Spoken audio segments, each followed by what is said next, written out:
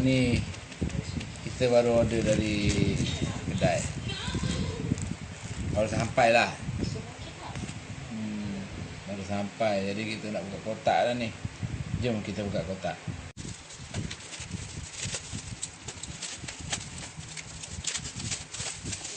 Ubat gigi yang boleh buat hilang sakit gusi, katanya lah. Jom kita buka satu.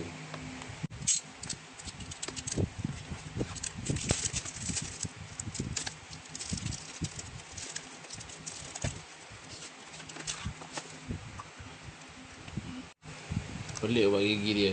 Tak pernah lagi jumpa macam ni. Tak apalah, apa-apa pun kita gunalah nanti. Kita cuba. Pasal gusi dah sakit, macam-macam dah try, tapi tak okey. Okey, siapa minat boleh tekan link untuk beli. Nanti kita jumpa lagi.